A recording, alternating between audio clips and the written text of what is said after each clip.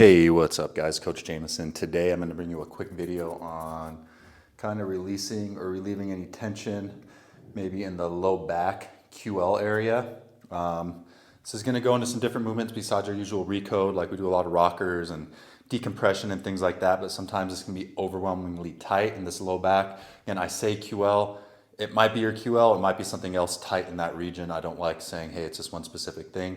So what I'm going to show you is just a couple different movements to really pull some length and create a little bit of space in this area in the low back. If you haven't yet watched any of our videos, whether it's mine or some of our coaches from Primal Movement discussing a better and more supportive posture, being aware when we're standing that we have the hips back rather than forward, giving a little bit more awareness to the feet throughout the day, go ahead and check that out because that's going to help get you out of this hole of pain and discomfort that you're in.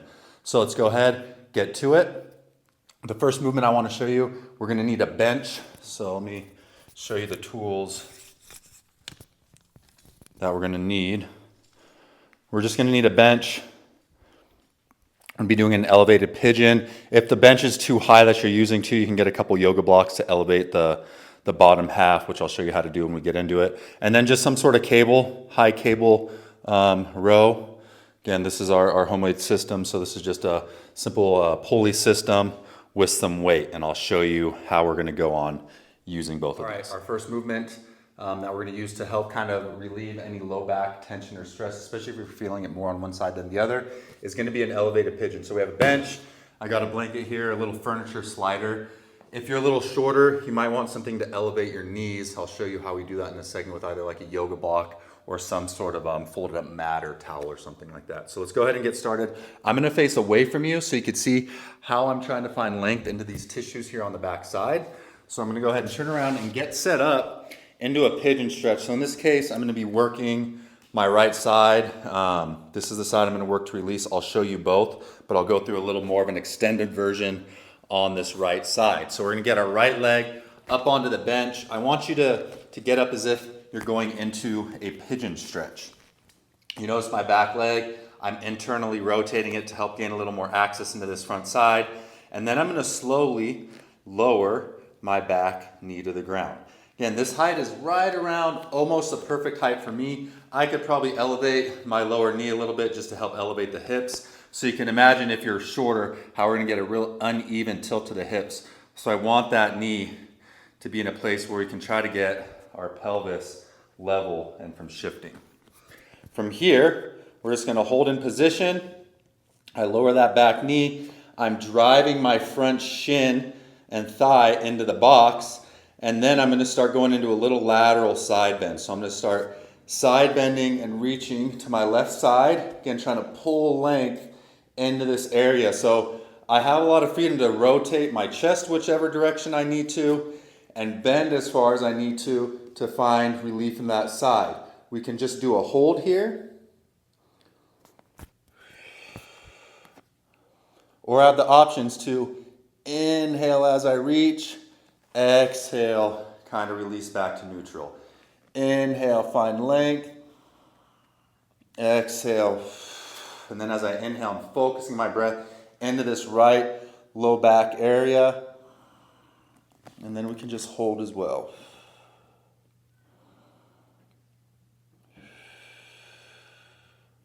I want you to hold this minimum a minute. I would say minimum of 2 minutes, but I know a lot of people are stressed and strapped for time. So minimum a minute, go upwards of 3 minutes. And you'll start to get some good relief as opposed to just doing a little 30-second hold or stretch. Now from here, we'll bring the hands back to the bench. I'm now gonna grab this furniture slider, get it under my left foot. And now I'm gonna make this a little bit more dynamic.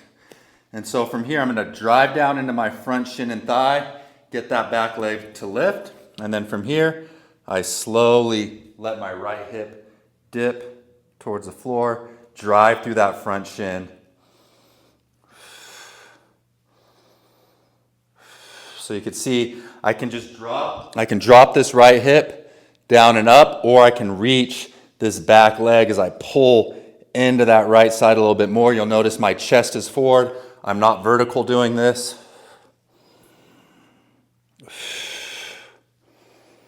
And you'll just work a few of these dynamic pigeons, maybe a minimum of like 10, 15 reps, or we can work time upwards of, like a minute, minute and a half. Now, just so I can show you the other side, same thing. Get this left leg up onto the bench. Again, try to get your hips as even as you can. First thing I'm going to do is just hold here. Find a good position, making sure I'm not getting any pinching towards the front tissues of the body. Start just tapping into the breath. You'll notice I start upright and then I'm going to slowly start to hinge forward from the hip here. Use the support. You got the bench. Hands don't have to be up. Now we'll start going towards this right side.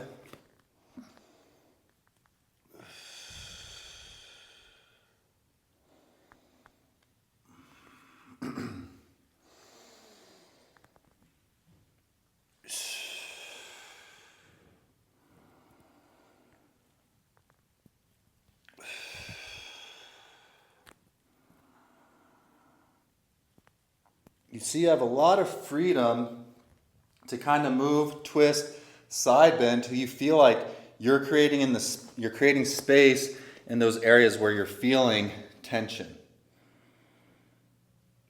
As I reach towards this right side, I'm still thinking of driving this left shin and thigh towards the bench. You can think of top of the hip, ribs, trying to find that space and length there.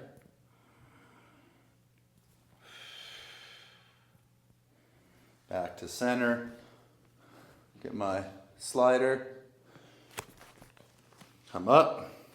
And same thing, our little dynamic rep. So I'm pulling my left hip back and open as I'm rotating and reaching my right leg back. Drive through that front shin forward.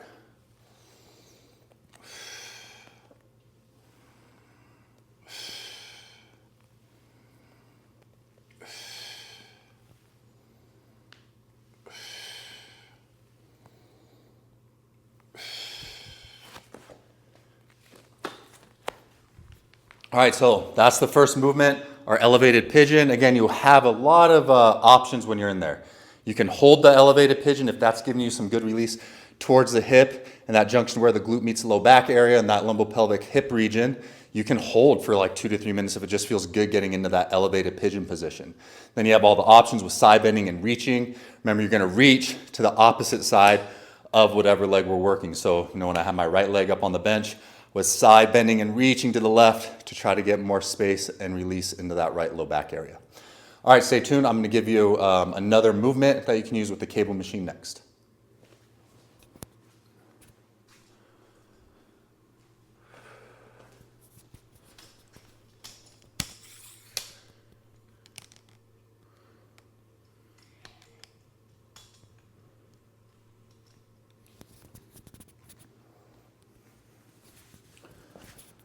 Okay, so I'm at my cable machine here. We're gonna go into a side bend. I'm gonna start with the right side again. So if I wanna work the right side, I'm gonna grab this with my right hand.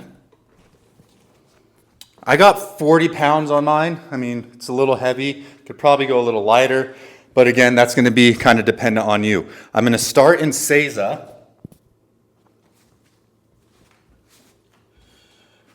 And from this Seiza position, I'm gonna let my arm go all the way out. Make sure my rack or my weight isn't hitting the ground.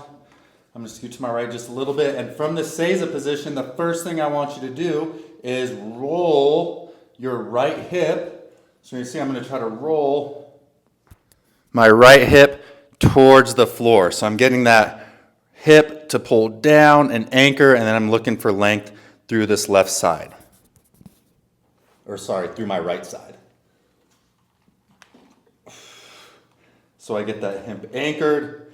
And then once I'm here, again, I have options. Rotating wherever I feel like I'm getting a better pull. And just try to find release into that low back area. I'm pressing down into my left side, so I'm not just collapsing into my left. I'm still thinking of keeping space and not just crunching into the opposite side. You'll notice my hand and arm are internally rotating. Try to find more length there. We're going to hold and breathe. Really focusing breath into that right low back region.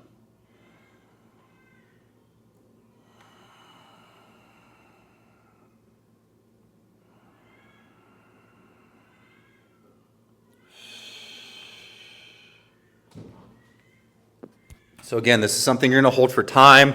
This is where the weight is going to be a little bit of a factor. So if you have too heavy of a weight and your grip fails, as opposed to allowing time to get some length into these tissues, some new stimulus, then you're going to want to lighten it up.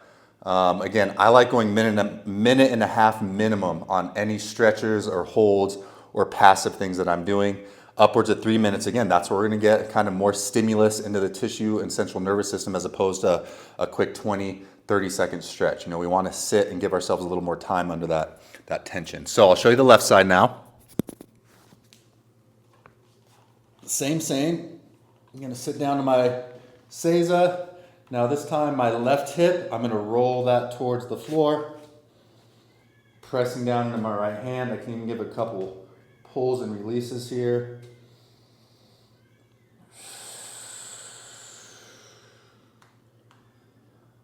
Again, a lot of freedom. Do what feels best in your body. Feed those green light inputs.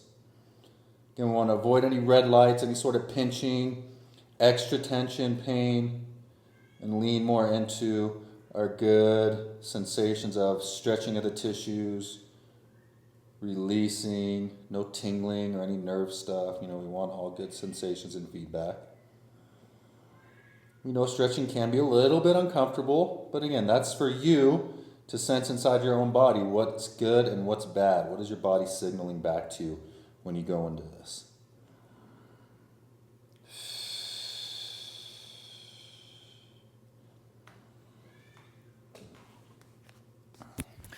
All right, there you have it. Couple movements to try and help find more length and space or release into that low back region. I know a lot of us are carrying a lot of tension due to years of sitting, shoes, actually loading the spine in an improper way on a faulty foundation. There's all kinds of factors that are playing into why your back feels the way it feels. It's usually not just one thing. You know, we can even get into emotions and, you know, our mental state having an effect on the pain and sensations we're feeling inside the body. So go ahead and give those two movements a try. Of course, always mix them in with some of our other foundational movements like rockers with kickouts. You can find these all over my channel, decompression, and you're going to give your body the fighting chance to keep moving forward with strength and durability for life. Coach Jamison out.